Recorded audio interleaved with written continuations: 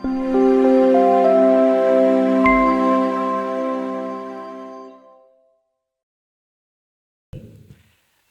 an la ilaha illallah wahdahu la syarika lah wa asyhadu anna Muhammadan abduhu wa rasuluhu la nabiyya wa la rasula ba'dah. Allahumma shalli wa sallim ala sayyidina Muhammadin wa ala alihi wa ashabihi wa man tabi'ahum bi ihsanin ila yaumid. Allahumma la sahla illa ma ja'altahu sahla wa anta taj'alul hazna idza syi'ta sahla. Alhamdulillah, amma ba'd. Para ayah bunda wali santri yang berbahagia, penyelenggara pendidikan, para pembina, pengasuh, mudir, dan semua yang terlibat dalam dunia pendidikan di pondok pesantren yang semoga Allah mudahkan urusannya. Alhamdulillah, di pagi yang saat ini menuju siang yang penuh barokah insyaallah, kita dimudahkan Allah Subhanahu wa taala hadir membersamai anak-anak kita, tentu dalam sebuah momentum yang sangat kita impikan. Kelak bahagia ini semoga Allah Subhanahu wa taala mudahkan terbawa sampai surganya kelak. Salawat salam semoga terlimpah kepada Nabi Muhammad sallallahu alaihi wasallam. Semoga kita dimudahkan oleh Allah Subhanahu wa taala untuk senantiasa mengikuti sunnah-sunnahnya bil khusus dalam hal pendidikan anak, karena bagaimanapun hal yang mendasar hari ini adalah kita tidak boleh lengah dalam menyiapkan generasi terbaik.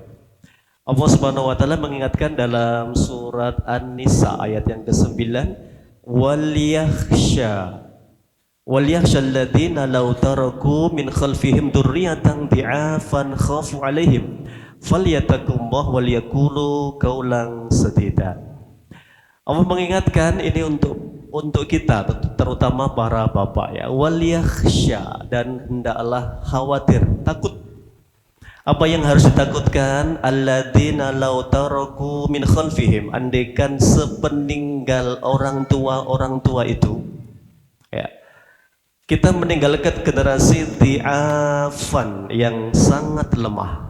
Nah, lemah dalam hal apa? Banyak hal yang harus dikhawatirkan.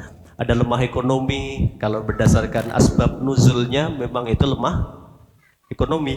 Karena ada sahabat mulia Sa'ad bin Abi Waqqas, ketika itu beliau satu hari sakitnya sudah semakin parah, Nabi menjenguk beliau, kemudian beliau nanya sama Rasulullah, ya Rasulullah, saya ini alhamdulillah duitnya banyak ya. Anakku cuma satu, perempuan. Berarti warisannya berapa Pak maksimal itu? Separuh ya, anak tunggal perempuan. Ya Rasulullah, boleh enggak saya titipkan atau saya wakafkan 2/3 harta saya untuk kepentingan muslimin?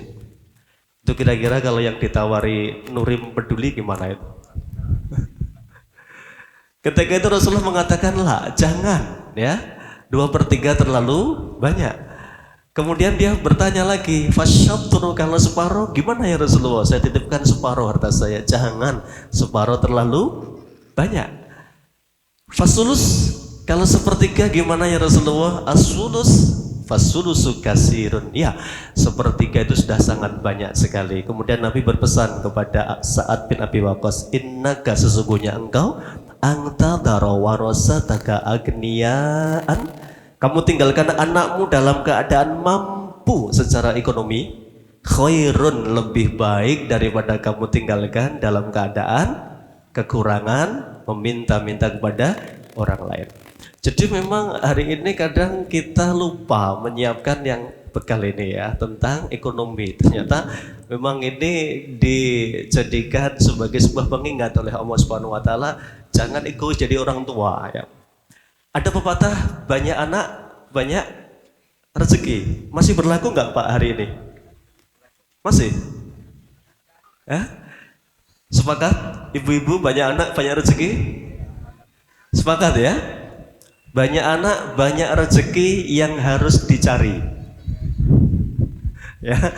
Jadi jangan cuma banyak anak malas kerja ya. Berarti banyak anak banyak rezeki yang harus dicari. Memang iya, insya Allah bagian dari rezeki itu anak, tetapi juga amanahnya jelas sekali. Satu dengan dua anak beda, pertanggungjawabannya di hadapan Allah lebih banyak yang dua anaknya, yang tiga apalagi terus lebih banyak pertanggungjawaban di hadapan Allah Subhanahu wa taala.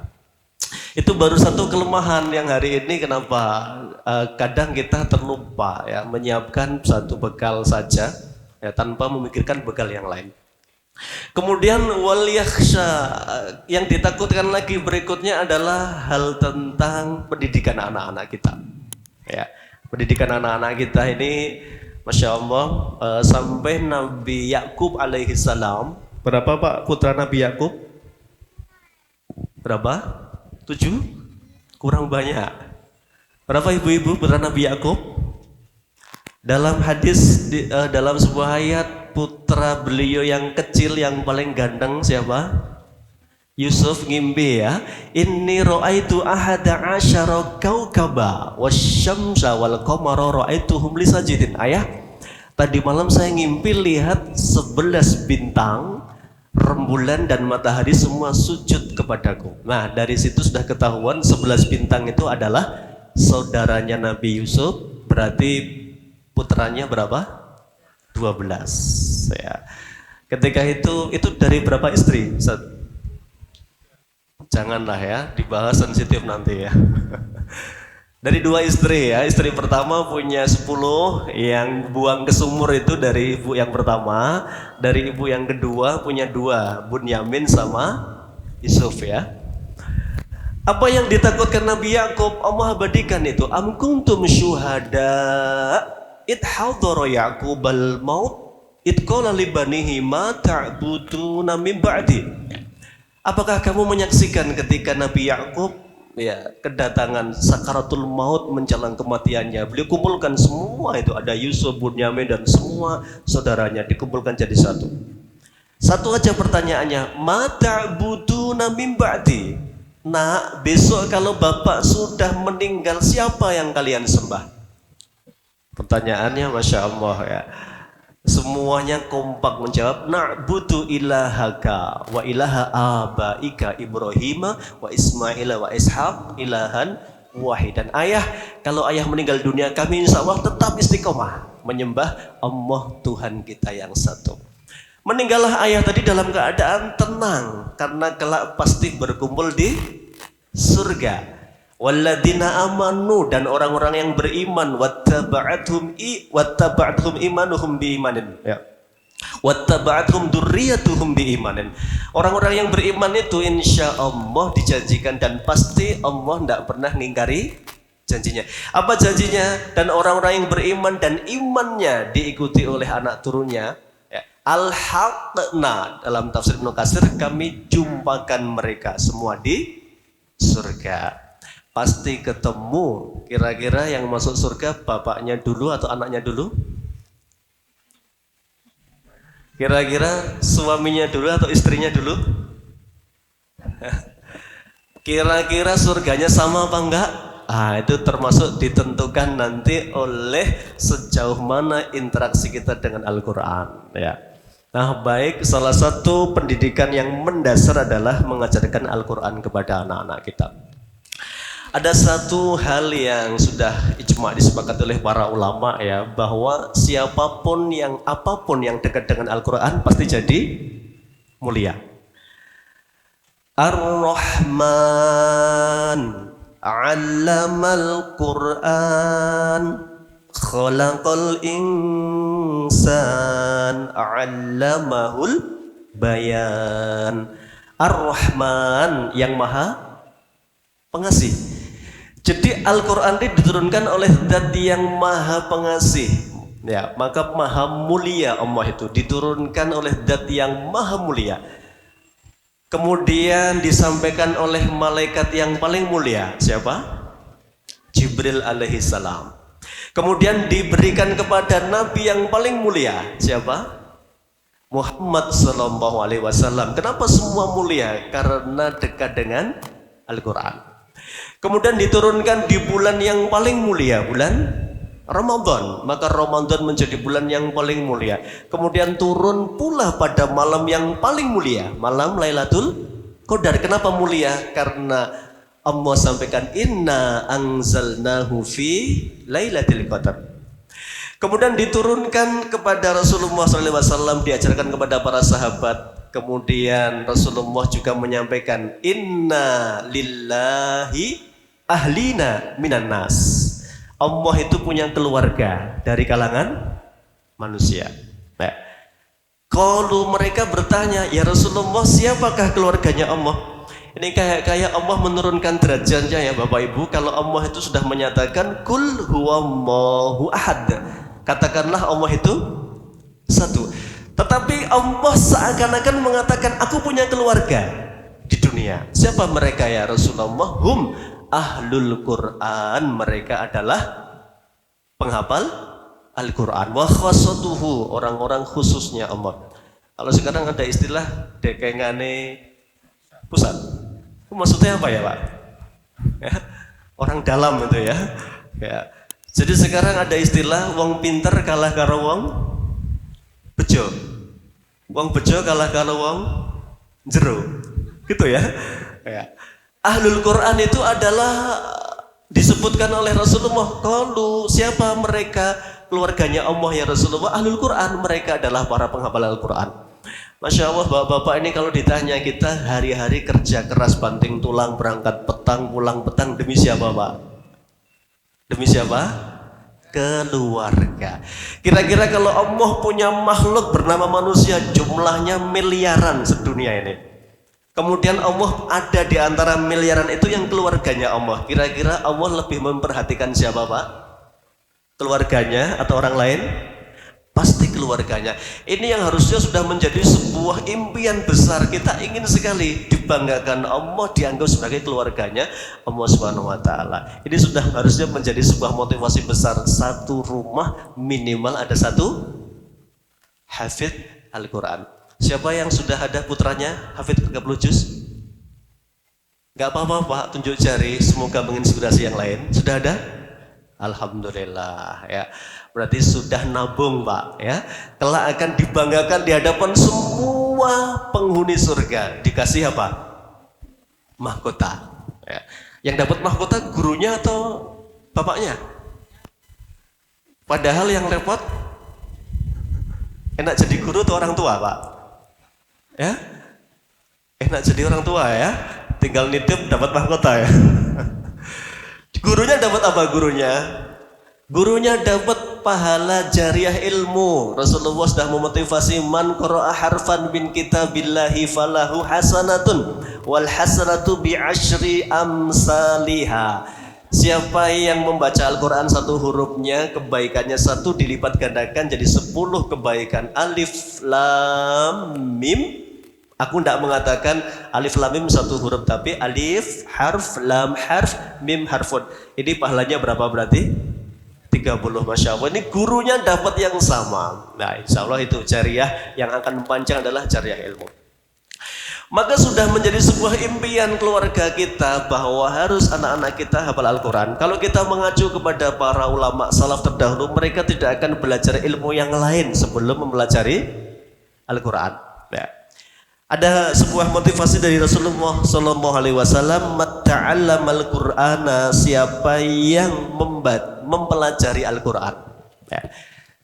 Saya diberi tema mendidik generasi berakhlak Qur'ani. Ada satu hadis, satu hari Nabi SAW dikunjungi seorang sahabat, tidak ketemu beliau tapi ketemu Sayyidah Aisyah. Namanya Hisham sahabat ini. Tanya kepada Rasulullah, kepada Aisyah, ya Ummul Mukminin, bagaimana ambi nih, kabarkan kepadaku bagaimana sebenarnya akhlak Nabi SAW. Ya. Kemudian Aisyah bertanya, alam taqra'ul Quran? Apakah Anda sering baca Al-Quran? Iya. Karena khuluqun Nabi SAW Al-Quran. Akhlak Nabi adalah Al-Quran. Apa maksudnya adalah akhlak Nabi Al-Quran? Semua yang diperintahkan Allah, Nabi adalah orang yang pertama kali mengamalkannya. Semua yang dilarang oleh Allah, Nabi yang pertama kali menjauhinya. Pertanyaannya sekarang yang harus kita gali adalah, ya, mengapa ada misalnya penghafal Quran kemudian omongannya masih suka kasar, padahal dia hafal surat Al-Humazah. Apa artinya? Wailul likulli humazatil lumazah. Celakalah orang yang suka mengumpat. Nah, kok ada ya? Atau ada barangkali naudzubillah seorang penghafal Quran belum bisa lembut kepada orang tuanya. Padahal Allah berwasiat, wa qadha rabbuka alla ta'budu illa iyyah wa bil walidaini ihsana. Bapak Ibu, kira-kira anak kita kalau di rumah pas liburan bagaimana? Sudah mencerminkan? Insya Allah ya. Jadi kalau ada yang belum, maka memang nanti para ulama Al-Quran itu bukan hanya sebagai sebuah bacaan ya. Mengapa sih ada jawaban dari Aisyah, akhlak Rasulullah adalah Al-Quran. Berarti Al-Quran itu memang nanti ada 5T. Jadi yang disebut oleh Dr. Abdul Majid Al-Ghilli, seorang pakar Al-Quran ya. Beliau nanti mengkaji juga mukjizat Al-Quran. Kenapa sih Al-Quran itu mukjizat? Banyak sekali ya dimensi-dimensi yang beliau sampaikan. Yang pertama Al-Quran adalah yang pertama T, tilawatul Quran. Ya, maka tidak mungkin seseorang menjadi ahlul Quran, apalagi keluarganya Allah, kalau dia jarang baca Al-Quran. Sudah berapa lembar pagi ini, ayah bunda? Rahasia ya. Jadi sebenarnya interaksi kita dengan Al-Quran minimal adalah T, tilawah Pak, tilawah. Maka hari ini Masya Allah tilawatul Quran ini ya sebuah hal yang harus menjadi rutinitas kita. Suatu hari Nabi ditanya seorang sahabat muda namanya Abdullah bin Amr bin As. Ini anaknya orang cerdas, beliau cerdas, fisiknya kuat. Ya Rasulullah, Al-Quran dihatamkan berapa lama? Jawabannya, akhtimhu syahron, hatamkan sebulan sekali. Berarti sehari satu juz ya. Nih, minimal Pak itu. Namanya sahabat ditawar Pak. Kalau kita ditawar enggak? 1 bulan sekali. Boleh enggak 2 bulan sekali ya Rasulullah itu ya nawarnya. Nah sahabat enggak. Ya Rasulullah, saya bisa 20 hari sekali hatam. Iya, hatamkan 20 hari sekali. Ditawar lagi, saya bisa ya Rasulullah 10 hari sekali. Iya, hatamkan asyrota ayyam, 10 hari sekali. Sampai dia bisa 3 hari sekali Pak. Masya Allah ya. Sayyidina Utsman ya, sahabat-sahabat yang terkenal saking kuatnya membaca Al-Quran itu ya, kira-kira rumusnya apa ya? Ada ulama yang sering sekali kalau tahajud nyanding kopi. Ada Pak, tahajud sambil ngantuk kemudian sampingnya selalu ada kopi ya, ya untuk menghilangkan rasa kantuknya. Ada yang tadarus disandingkan dengan kopi. Apa ini? Ya, seru ya. Kenapa itu? Ya levelnya berbeda. Ya, Sayyidina Utsman, beliau ditanya, apa yang membuat Anda kuat sekali membaca Al-Quran? Beliau mengatakan satu saja, saya menikmatinya. Ya, orang yang sudah nikmat itu sudah nggak bisa diomong Pak. Ya. Ada yang hobi mancing? Apa yang membuat orang bertahan, berangkat pagi, pulang malam? Orang tua iwak meneh. Ya, apa yang buat bertahan sekian lama? Satu saja, senang, menikmati Pak. Anda yang nggak bisa menikmati, baru diajak nyemplungkan kail 5 menit sudah merasa, ayo balik wae, ya tuku wae gitu ya.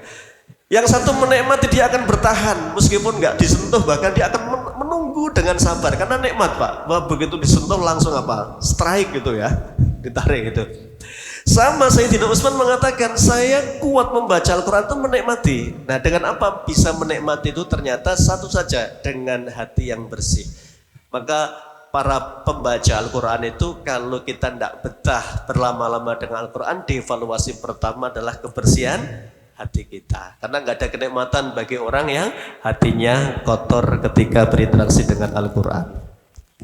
Kemudian T yang kedua adalah masih dengan tilawah tahsinul qiraah Ya, hari ini sudah eranya, Masya Allah, kalau ada pondok pesantren, mohon maaf ini ada pertanyaan ya, tahfidnya bersanad apa enggak? Itu sudah menuju begitu pertanyaan hari ini ya. Nyambungnya ke siapa? Ya ke Rasulullah ya Pak. Memang sudah harus diupayakan terus perbaikan demi perbaikan, mulai tahsinnya harus berstandar bersanad, nanti tahfidnya juga harus bersanad menuju 30 juz sekali duduk, bahkan sudah sebagian mengatakan 0 kesalahan. Waduh, luar biasa. Ini semua membutuhkan apa?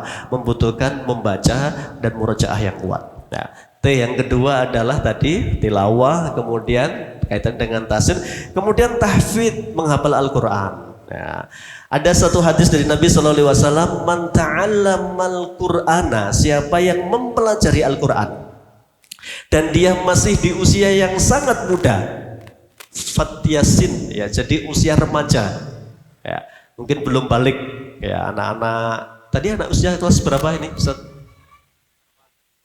8, 9, ya, usia muda ya, ya. Rasulullah menyampaikan khalatallahu, Allah akan campurkan hafalannya itu dengan darah dan dagingnya.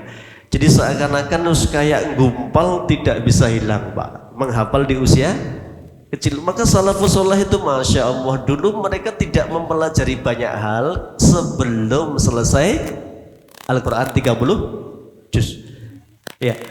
Dan itu menghajatkan kesungguhan yang luar biasa, tidak cuma kecerdasan ya, tidak cuma kecerdasan. Memang Imam Syafi'i itu mengatakan, dia mengatakan begini, untuk bisa sukses itu paling tidak butuh 6. Apa yang pertama? Dakaun, apa daka? Kecerdasan ya.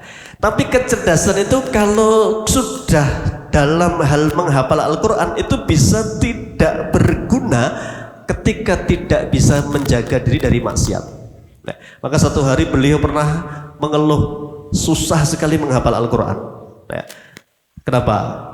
Beliau menceritakan kepada gurunya. Beliau punya guru masyhur ya 2, satu Imam Malik yang memang guru yang paling banyak diambil ilmunya, yang kedua Imam Waqi'. Ya. Syakautu ilal Waqi' soal hifdi. Aku pernah mengeluh kepada guruku Imam Waqi' tentang buruknya hafalanku. Kemudian beliau mengabarkan, nak ketahuilah, ilmu itu adalah cahaya, dan cahaya tidak bisa menembus hati yang penuh dosa dan maksiat. Termasuk, mohon maaf, hal yang harus difikirkan oleh orang tua kita, termasuk maksiat itu adalah makan harta yang haram. Ada satu pesantren, Masya Allah, saya tidak bisa menyebutkan pesantrennya, ketika wawancara pertama masuk, itu ada pertanyaan, Bapak, Ibu, mohon maaf, ada transaksi ribawikah selama ini? Ya. Ini pertanyaan, kenapa sampai dipertanyakan begitu? Karena riba itu sudah bukan lagi khilaf, itu sudah teksnya itu jelas. Allah sampaikan wa ahallallahu al-bai' wa harrama riba.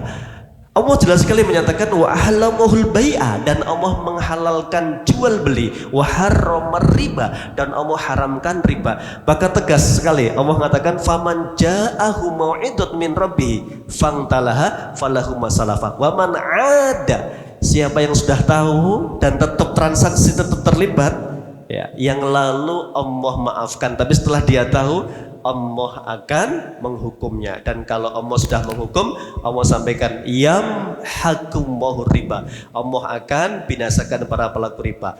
Jadi sampai ada pertanyaan, ya, kemudian ada seorang keluarga yang jujur, iya Ustadz, saya masih terlibat riba.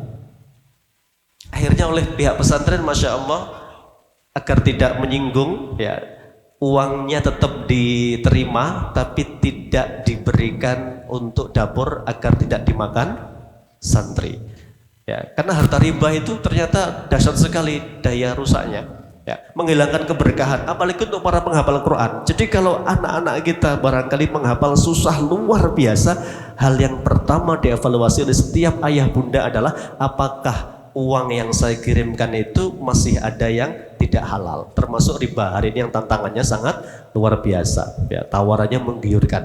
Memang anak menghafal kan begitu ya Pak. Ada tipe menghafal itu kan mudah menghafal, susah lupa. Nah, kemudian ada yang mudah menghafal, mudah lupa. Ada yang susah menghafal, susah lupa. Ada yang susah menghafal, gampang lupa. Kira-kira Bapak tipe mana ini?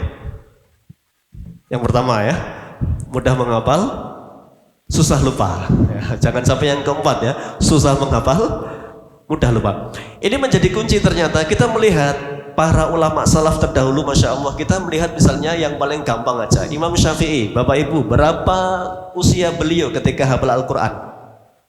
7 tahun ya, yang masyhur begitu ya. Dalam sebuah riwayat diceritakan Imam Syafi'i itu kan yatim ya, sebelum masih anak-anak sudah yatim, sehingga orang tuanya itu Masya Allah, ada judul buku ditulis oleh Ustadz Baswedan, itu judulnya Ibunda Para Ulama. Salah satunya adalah Ibunda Imam Syafi'i. Satu hari Syafi'i kecil, karena ibunya ini single parent, dia harus bekerja, dititipkan ke tetangganya. Ini penting hari ini karena warok itu bukan sesuatu, hari ini sudah seakan-akan tidak berpikir warok ya. Orang berpikir yang haram saja angel gitu ya. Tidak boleh ini kita berpikir sederhana itu, karena anak-anak kita adalah ahlul Quran. Kita harus jauhkan rizki kita dari hal-hal yang haram, syubhat. Kita jauhkan sejauh-jauh mungkin. Dilapori satu hari Ibunda Imam Syafi'i itu, tadi Syafi'i nangis rewel. Kemudian karena saya bingung, saya titipkan ke tetangga itu, kemudian dineng-neng dikasih makanan. Ibunda Imam Syafi'i itu tahu betul bahwa tetangganya yang dititipi itu tidak baik secara pekerjaan. Ya. Ibunya tahu betul, begitu ngerti Imam Syafi'i dibawa pulang, kemudian maaf, mulutnya di apa Pak? Di sogrok-sogrok itu, kemudian bisa muntah. Karena beliau takut ada satu benda haram masuk ke lambung anaknya dan itu membuat hafalannya susah. Rasulullah lebih serius lagi. Satu hari beliau membopong cucunya Hasan. Satu hari ketika beliau di masjid, Nabi biasa di masjid itu menerima orang-orang ngirim zakat Pak, banyak banget ya. Kali ini zakatnya kurma. Nabi bertanya selalu, Bapak ini zakat atau hadiah? Kalau zakat beliau nggak terima, kalau hadiah selalu diterima. Ya Rasulullah, ini zakat mal saya Rasulullah. Baik, disendirikan sama Nabi. Selesai, kemudian beliau mau masuk rumah, kemudian cucunya diangkat. Pas diangkat itu cucunya kemudian ditaruh di pundak dan ngeces. Anak kecil itu kalau ngeces biasanya apa? Sedang ngemut sesuatu. Rasulullah sebagai kakek yang bertanggung jawab langsung khawatir, ini kakek putuku ngemut kurma. Ya bener. Begitu ngecas tuh diangkat sama Nabi, kepalanya dilihat, mulutnya dia bener ngemut kurma, suruh mengeluarkan insi, buang nak, dia nggak mau, sampai mulutnya dipegang sama tangan kiri Nabi, kemudian diambil ya. Kemudian Nabi bersabda ya, alam ta'lam nak, tidakkah kamu tahu bahwa keluarga Muhammad haram makan harta sedekah? Itu bocah loh Pak, usianya belum 2 tahun ya. Orang biasa mungkin berpikir apa Pak? Luweh, ijek, cilik itu ya. Nabi enggak. Ini luar biasa tanggung jawabnya seorang kakek yang soleh bernama Rasulullah Muhammad SAW itu. Enggak, alam ta'lam, kamu tidak tahukah nak bahwa keluarga kita haram makan harta sedekah? Kemudian dilanjutkan dengan sabda beliau, ayyumalahmin nabata min suhtin fannaru aulabih. Daging yang tumbuh dari harta yang haram, kelak tempat layaknya adalah disentuh oleh api neraka. Itu anak kecil, dia nggak mudah apa-apa, tapi Nabi tahu haram tetaplah haram. Masya Allah. Jadi yang menjadi evaluasi bagi kita adalah apa, ketika ada anak kesulitan menghafal, ayo dievaluasi, jangan-jangan ada harta yang bukan haknya kita. Ada karyawan yang mungkin tertahan karena perintah Nabi ini, Masya Allah ya, kalau Anda pengelola sebuah usaha, pastikan perintah Nabi jelas, bayarlah sebelum keringatnya kering. Lagi kok malah ada bos apa? Menunda haknya, ya. Bahkan bosnya mantu anak buahnya pada nyumbang, ini pas nggak Pak Jane? Maaf ya. Ya. Tapi Indonesia itu tradisinya begitu ya, sumbang menyumbang menjadi satu. Itulah wong duwe gawe ya.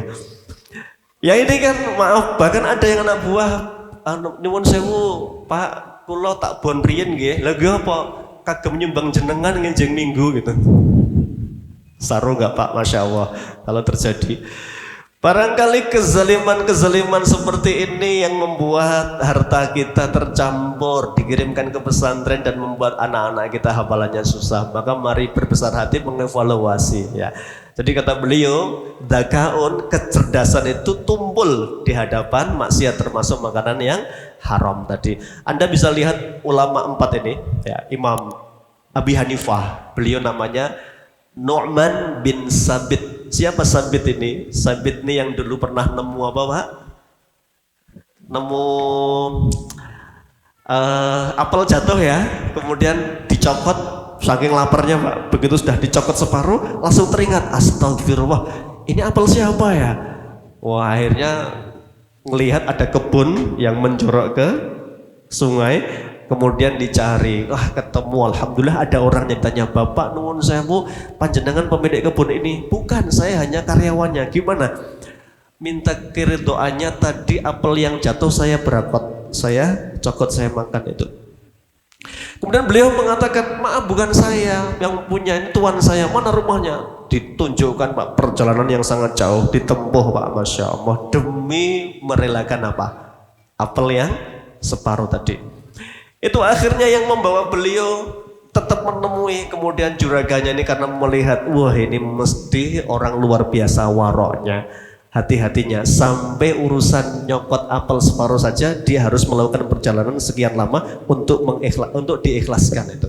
Maka akhirnya dinikahkan dengan putrinya kan, lahirlah dari Sabit punya anak namanya Nu'man bin Sabit, itulah Imam Abi Hanifah.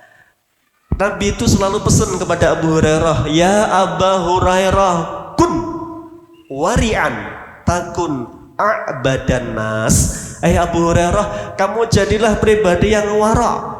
Yang wara itu yang selalu hati-hati ketika mencari nafkah. Jangan sampai yang bukan haknya mampir ke tempat kita, yang haram, apalagi yang syubhat, apalagi yang haram. Jangan sampai. Kemudian kepada pasangan kita, kun qani'an, jadilah pribadi yang qanaah. Takun ashkaron nas, kamu akan menjadi orang yang pandai bersyukur, karena qanaah itu satu sifat yang akan menjadikan semuanya merasa cukup dengan apa yang dibawa oleh suami masing-masing. Jadi hal yang tidak akan berguna kecerdasan ketika berbarengan dengan yang haram, karena itu kemaksiatan di hadapan Allah Subhanahu wa taala. Dagaun wa hirsun, apa hirsun? Semangat. Anak-anak kita butuh semangat ya. Wastihadun, sungguh. Kemudian wadirhamun, apa dirham? Ada pepatah Jawa mengatakan jer basuki mawa panas. Jer basuki mawa piye, artinya apa Pak? Ya, kena di pondok itu mafi fulus ghairu mulus ya. Angel urusannya ya. Ada pepatah mengatakan uang bukan segala-galanya, tapi segala-galanya butuh uang. Jadi Bapak Ibu, mari kita maksimalkan peran kita semaksimal mungkin. Kalau bisa prinsip kita itu anak kita memang kalau menghabiskan harta terbaik kita, kalau perlu dihabiskan. Jadi imam zaman dulu tuh Masya Allah, Imam Syafi'i itu sampai duitnya entek Pak warisannya. Ya, karena beliau 7 tahun sudah hafal Al-Quran oleh ibunya, kan dari Gaza, bukan pusatnya ilmu ketika itu, dikirimlah ke Madinah Pak. Karena di sana ada orang alim namanya Malik bin Anas atau dikenal dengan Imam Malik. Maka diberilah beliau Masya Allah ya, hartanya itu dibawakan dari Gaza Palestina menuju Madinah Al-Munawwarah, kota Nabi tercinta. Menghabiskan banyak warisan, tapi begitulah kelak akan dibayar dengan apa? Kebesaran Imam Syafi'i. Pernah mendengar Rabi' Ar-Ra'i? Ini sama, ini muridnya Imam Malik bin Anas. Rabi' Ar-Ra'i ini ulama Madinah itu. Satu ini kan ulama yang Masya Allah pernah pisah dengan ayahnya belasan tahun. Ayahnya namanya Faruh. Ini kisah ini kita ulang kembali. Betapa nanti kalau harta kita habis untuk pendidikan, itu yang terbaik insya Allah. Ya. Satu hari Faruh ini mujahid besar, jihad kemana-mana nggak meninggal Pak, nggak syahid-syahid ya.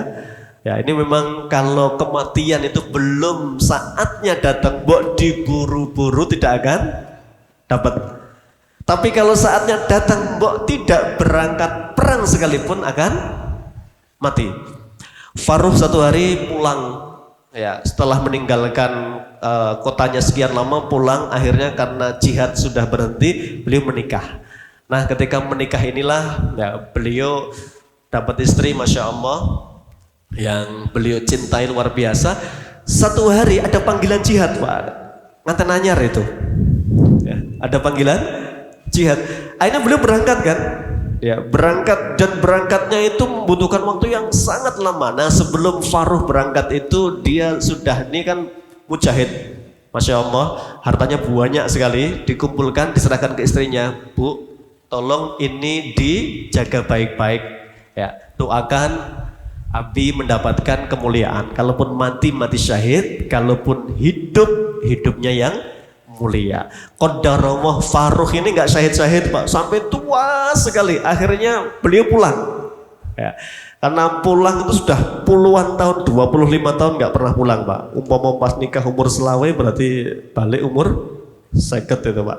Kampung sudah berubah, gang-gangnya sudah berubah, semuanya berubah kecuali satu yang nggak berubah, rumahnya dia Pak. Wis tonggone magrong-magrong wae ya. Ya magrong-magrong tonggone. Faruh ki cek utuh, cek ngelotok-ngelotok gitu ya. Terus ndak patut ya. Ya. Kemudian yakin karena ini rumahnya, menjelang maghrib langsung salam, nggak ada jawaban, langsung masuk.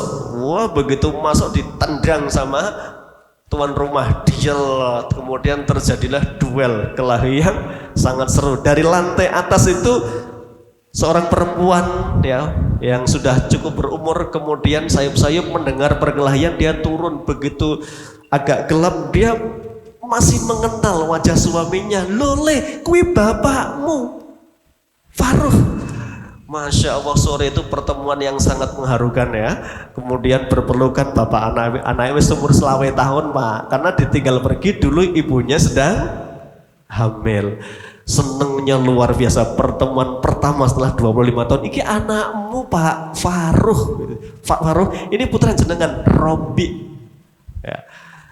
Jadi saking senengnya berpelukan, Masya Allah itu menjelang maghrib. Nah akhirnya Faruh berpamitan ya, pergi ke masjid, kemudian ya bersih-bersih ini Faruh, kemudian dia manggil istrinya, Bu ya ini saya belum dikaruniakan syahid oleh Allah, kemudian saya pulang nih bawa harta yang sangat banyak sekali, tolong digabungkan dengan harta yang dulu. Wah istrinya langsung panik, dia mikir semua peninggalan Faruh 25 tahun yang sangat banyak itu sudah habis, tak tersisa Pak. Bahkan untuk dandani rumah itu nggak bisa.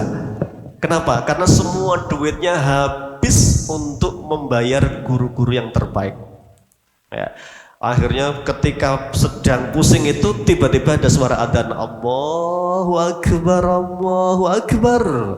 Langsung ibunya ngomong Alhamdulillah, adzan. Langsung ngomong, Pak ini sudah adzan, rembuganya kita lanjut nanti nggih, habis sholat tak siapkan dulu ya, jenengan tidak masjid dulu. Bener, Faruh berangkat ke masjid Pak. Begitu masuk masjid dia mau setelah selesai sholat mau keluar nggak bisa, karena ternyata jamaah itu segera merapat merubung, ada syekh dari kejauhan sedang mengajar ya. Sayup-sayup dia bingung, ini pengajian apa kok ramenya luar biasa. Dia tanya sama orang sampingnya, Pak itu yang isi sinten niku ya, Robi niku sinten ya. Ditakoni malah, lah jenengan tiang pundi kok mboten kenal Robi gitu. Kula tiang mriki tapi pun dangu mboten wangsul, saya sudah lama meninggal kampung ini. Itu Robi siapa ya? Anaknya Faruh, mujahid yang belum pulang berpuluh-puluh tahun, padahal itu Faruh yang sedang berbicara itu. Sepanjang pengajian Pak, dia nggak bisa konsentrasi mendengarkan, menangis haru luar biasa. Anak yang ditinggalkan masih dalam kandungan itu sekarang jadi ulama paling kondang sak Madinah. Robiah Roy. Wah, begitu pulang habis isa istrinya dipeluk, Masya Allah Bun, terima kasih engkau telah mendidik anak kita jadi sehebat itu. Nah, ibunya kesempatan, Pak, jenengan pilih mana? Robi yang sekarang atau dinar berpundi-pundi dinar yang jenengan tinggalkan 25 tahun yang lalu. Ketahuilah semua harta titipan jenengan habis untuk minterkan Robi. Ini yang jenenge Jerbasuki Momobeo, Pak. Dan ulama zaman dulu tuh Masya Allah termasuk keberkahannya itu ketika menghabiskan dananya untuk pendidikan anak-anaknya ya. Jadi zaman dulu bahkan ulama itu setiap pagi itu selalu infak kepada gurunya. Ini dalam bab adab ya, adab qobla tolab, adab sebelum belajar itu salah satunya adalah anak kita itu bersedekah kepada gurunya atau atas nama gurunya. Itu ternyata cara untuk memudahkan menerima ilmu. Jadi Masya Allah, kecuali mohon maaf ya, kita memang sudah nggak mampu sekali, minta keringanan, yaitu bagian dari ikhtiar ya. Ini saya tidak ada pesan dari yayasan tuh tadi lo ya. Hanya saya sebagai orang tua itu, saya pengen banget saya maksimalkan semua peran saya. Nek bisa itu Pak, jangan jangan minta keringanan. Nek bisa, wes pondok butuh apa, duweku apa tak?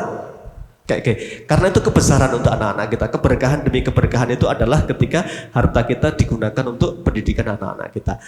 Itu dagaun, wahisun, wajtihadun, wadirhamun, watuluz zaman. Dan belajar itu butuh waktu yang sangat panjang. Kalau bisa Pak, apalagi anaknya ada yang laki-laki merantau ya, merantau. Karena orang hebat itu adalah orang yang selalu merantau. Orang besar itu kata Imam Syafi'i orang yang pernah merantau. Siar ya, sairun fil bilad. Dulu ada ulama namanya Asy-Sya'bi. Asy-Sya'bi itu Amir bin Syurahbil Asy-Sya'bi. Ini orang hebatnya luar biasa. Ini tabiin Pak, tapi sekali ngisi pengajian yang hadir adalah mayoritas para sahabat Nabi. Masuk akal enggak? Harusnya yang ngisi pengajian sahabat, yang hadir tabiin. Kali ini yang ngisi tabiin, yang hadir semuanya adalah sahabat. Siapa itu? Asy-Sya'bi. Ini orang hebat sekali. Beliau ditanya, apa yang membuat Anda bisa sehebat ini? Beliau mengatakan, aku punya 4 rumus. Salah satunya adalah sairun fil bilad. Aku habiskan waktuku untuk melalang buana ke berbagai negeri. Jadi hari ini mohon maaf Pak, anak kita laki-laki ampun dimotivasi kondang nikah nih. Nah iso kon sinau sak dhuwur-dhuwure ya. Memang begitu. Saya punya teman tuh Masya Allah ya, punya prinsip.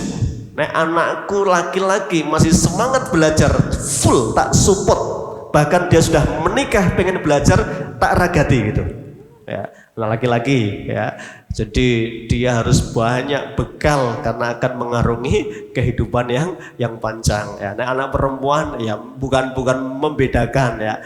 Artinya lebih terbatas ya. Kalau mau keluar memang idealnya ada mahramnya atau nikah dulu itu baru bisa. Nah, laki-laki Pak, jangan dikekang. Nah, bisa belajar dulu ya.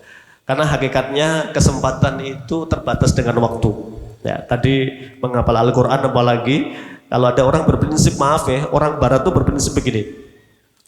Anak kecil itu jangan dikasih beban, terutama menghafal, karena itu akan mematikan kreativitas. Ya, kita sepakat gak itu? Jadi di barat itu pendidikannya adalah pendidikan tentang bagaimana biasa kritis, diskusi, dialog. Padahal Islam itu ya, ketika kita bicara masalah Al-Quran, yang paling mendasar adalah al-hifdzu, menghafal Al-Quran. Apakah itu kemudian tertekan? Enggak. Saya mau ngasih contoh. Ini yang disebut oleh Dr. Abdul Daim Al-Kahil tadi. Kenapa Al-Quran itu mujiat, Pak? Kenapa mujiat? Salah satunya adalah ketika Al-Quran itu dihafal, Allah akan berikan kelembutan kepada setiap para penghafal Al-Quran. Ada penghafal Quran orangnya ngamuan, emosinan? Harusnya nggak ada. Ya, harusnya. Ya. Fabidzalika falyafrahu. Menghafal Quran itu suruh bahagia, banyak senyum, harusnya senang begitu. Ada yang menarik ketika Rasulullah mengatakan Ya, dalam tafsir Ibnu Katsir dikutip itu. Terjemahnya begini. Setiap orang menghadap Allah punya kesalahan kecuali satu hamba yang nggak pernah salah. Siapa? Ada yang pernah baca? Setiap orang punya salah menghadap Allah kecuali satu, adalah Yahya ibn Zakaria. Ya. Ketika itu dia ditafsir ketika Allah berfirman surat Maryam ya, A'udzubillahi minasyaitonirrajim, ya Yahya khudil kitaba bikuwah. Ya Yahya khudil kitaba bikuwah. Wahai Yahya, pelajarilah Alkitab. Taurat ya, karena ini syariat sebelum Nabi Isa alaihissalam ya. Ya Yahya, pelajarilah Taurat dengan sungguh-sungguh. Wa atainahul hukma sobiyan, dan Al-Quran itu ada kitab tadi kami berikan kepada dia saat dia masih bayi, sobiyan. Sobi itu masih kecil. Apa yang terjadi? Masya Allah, Allah berikan kebersihan hatinya. Kata Allah, wahananan min ladunna wa zakah wa kana taqiyya. Yahya itu kemudian menjadi Hanan. Apa Hanan? Wahanana. Ada ustadz namanya Tengku Hanan. Apa yang terbenak dalam benak kita mendengar Tengku Hanan? Orator atau lembut, kalem, nak ngomong menyejukkan? Nah, begitulah Yahya ya. Orang bernama Yahya lembut, kalem. Insya Allah ya, saudara saya Pak Yahya. Yahya itu satu nama yang istimewa, kan diabadikan oleh Allah. Contoh Pak, nah ini jadikan dalil bahwa anak kecil yang kemudian sejak kecil didekatkan dengan Al-Quran, hatinya harusnya menjadi lembut. Wahanana miladunna wa zakah wa kana taqiyya wa barom biwalidayhi, dan luar biasanya baktinya semakin baik kepada kedua orang tuanya. Para penghafal Quran dijaga oleh Allah, tidak mungkin kata-katanya menyakiti orang tuanya, tidak mungkin perilakunya menyakitkan bagi orang tuanya. Semuanya adalah kebaikan demi kebaikan, dimulai dari dekat dengan Al-Quran sedini mungkin kalau bisa. Nah, ini tentu mimpi besar kita itu anak-anak sebelum balik sudah selesai berapa? Juz 30 atau 30 juz?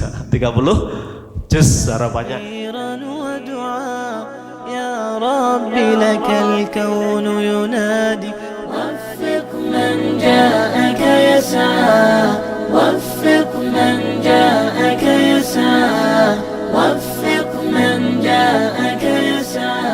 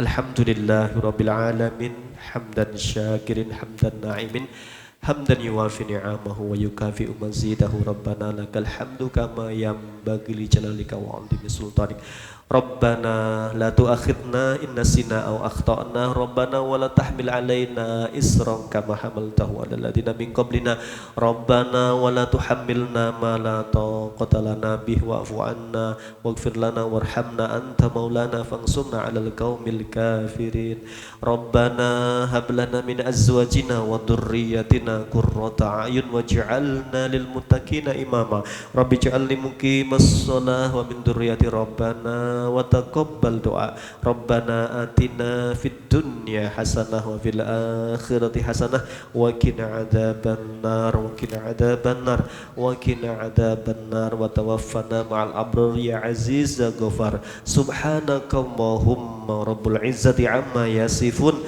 wa salamun alal mursalin walhamdulillahi rabbil alamin. Demikian, kurang lebihnya mohon maaf. Billahi taufiq wal hidayah. Assalamualaikum warahmatullahi wabarakatuh.